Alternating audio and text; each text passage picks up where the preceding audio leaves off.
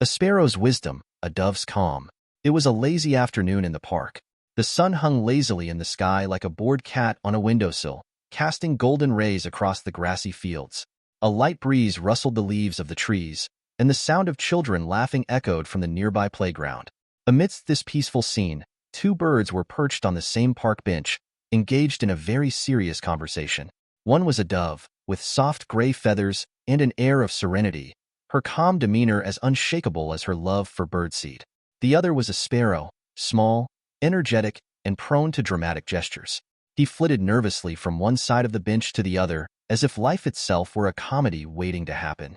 "So, Dove," began the sparrow, leaning forward with exaggerated interest, "what's the deal with the humans? They keep throwing those tiny, crunchy little bits of bread at us. Do they think we're starving, or something?" The dove, who had been grooming her feathers with a zen-like focus, paused and gave him a sidelong glance. "I believe they call it feeding the birds. It's their way of being kind. You should appreciate it." "Appreciate it?" the sparrow squawked, fluttering his wings. "I don't need their stale bread. I've got a perfectly good diet of seeds and insects, thank you very much. Bread is like, how do you say it? Subpar." The dove blinked. "What's wrong with bread?" "What's right with bread?" the sparrow asked, raising his tiny wings in exasperation. "It's a useless carb. It doesn't even have protein. And you're over here acting like it's gourmet. You'll be the one with a muffin top in a few years. Mark my words." "I'm sorry," the dove said, her voice a calm whisper. "Did you just imply I'd get fat?" The sparrow threw up his wings dramatically. "Well, I didn't want to say it, but I'm just saying, loafing around on park benches, nibbling on breadcrumbs. Who's gonna look at you and go, 'Oh, she's a lean, mean flying machine'?" The dove's calm demeanor faltered for just a second, but she recovered quickly. "You know, Sparrow, I'm a symbol of peace, not body shaming." Sparrow hopped around her in circles, peering into the distance with a mock-serious expression. "A symbol of peace, huh? Do you get paid for that? Or do they just give you a badge and some free bread?" She sighed. "You're impossible. You don't take anything seriously." "Oh, I take plenty seriously," the sparrow replied. "Like my nap schedule. That's serious business. In fact, you've interrupted it with your existential thoughts about the bread of humanity. I had a good 20-minute nap planned, but here I am, debating nutrition with you instead of resting my wings." "Your nap schedule?" the dove repeated, clearly trying to understand. "Absolutely. Napping is life. You've got to balance work with rest," he said, puffing out his tiny chest. "I'm all about that self-care. Just yesterday, I had a 2-hour nap under the old oak tree by the fountain. That's what keeps me young, you know? It's a lifestyle choice." The dove raised an eyebrow. 2 hours? You're making a lifestyle choice to nap for 2 hours? The sparrow puffed up even more. "Yes, and it's a choice that pays dividends. I'm well rested, sharp as a tack, and, best part, no one judges me for it. You're just jealous you don't have the stamina to nap like I do." "I have stamina," the dove replied, ruffling her feathers with dignity. "I flew from the city over an hour ago." "You?" The sparrow glanced at her as though she were speaking in a foreign language. "Pft, city? I live in the park. Why would I fly anywhere else? Have you seen those trees? Have you seen the benches? Who needs a city when you've got this place?" The dove sighed and settled her wings. I know. You're all about the simple life. And here I am, contemplating the greater mysteries of the universe, while you're busy looking for the best napping spot. How enlightening." "I'm glad you noticed," the sparrow said with a wink. "See, unlike you, I don't get caught up in the mysteries of the universe. I know what's important. Have you checked out the bird bath lately? It's sparkling. I think it might be the best one I've ever seen. You know what that means, right? I get to take a bath. A real bath with actual water." The dove blinked.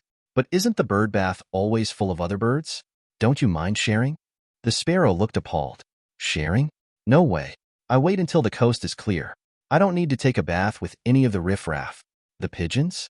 Ugh, they're all about the splash zone. No thanks. I like my bath to be quiet, private, a moment of solitude." The dove's beak twitched. "So, you think you're too good for the other birds?" "Oh, I didn't say that," the sparrow replied, eyes wide. I'm not trying to be elitist. I just prefer a little peace and quiet when I'm freshening up. That's all. But you wouldn't understand. You probably have some elaborate spa routine, huh? A little mud bath, followed by a massage from a trusted friend?" The dove tilted her head. I don't need a spa routine. I don't need to be pampered. I've mastered the art of serenity. I'm all about inner peace. The sparrow made a face. Inner peace? That's nice. I bet your idea of excitement is a slow drift on the wind. Yawn. Where's the adventure, dove? Where's the thrill of dodging a hawk or swooping through traffic? That's what gets the blood pumping. That's what real life is all about. The dove looked at him thoughtfully. I suppose that would be exciting, but doesn't it sound exhausting? Exhausting? The sparrow laughed. Are you kidding? It's like the ultimate rush. Imagine the wind rushing past your feathers as you dive through trees, just barely missing a branch. The thrill of flying at top speed. It's like, what's the point of flying if you don't push the limits? I push limits, the dove said, puffing out her chest. I flew to the tallest tree in the park yesterday. A whole tree, Sparrow. And I didn't even break a sweat. The sparrow blinked. Wait, you climbed a tree? Dove, what are you, a crow? I flew to the top, the dove said in exasperation. And I didn't break a sweat. I just glided up. The sparrow shook his head, as if hearing a tale of some mythical creature. Dove, you've got to get with the program. You're living like a fluff of clouds. Where's the intensity? The adrenaline? You're just floating around. Maybe floating around is enough for me, the dove said, folding her wings gracefully. Maybe I don't need to outfly everyone to feel good about myself. Maybe I just enjoy being in the moment. Sparrow sat down on the bench, tapping his tiny foot in thought. Huh. You know, Dove, I never really thought about it that way. Of course you didn't, she said with a knowing smile. You're always too busy flapping around. He paused and looked at her, considering. You're right. I've spent so much time in pursuit of the next rush. I forgot to enjoy being. Maybe I need to slow down sometimes. The dove nodded sagely. And I suppose you could teach me a thing or two about excitement? Oh, absolutely, the sparrow replied with a grin. Next time, I'll teach you how to dodge a cat. It's all about the angles. The dove blinked at him. I think I'll pass on that lesson. But, just for a moment, they both sat in silence, watching the children play in the distance, the sunlight turning everything golden. Perhaps there was wisdom in both their approaches, adventure and serenity, excitement and stillness. Two sides of the same feathered coin. Well, the sparrow said, breaking the silence. I guess we can agree on one thing. And what's that? The dove asked, raising an eyebrow. The park bench, he said, flapping his wings in satisfaction. It's perfect for naps. The dove sighed, shaking her head, but she couldn't help but smile. You're impossible.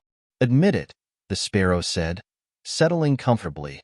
I'm the most fun you've had all day. The dove rolled her eyes, but couldn't help but agree. Maybe,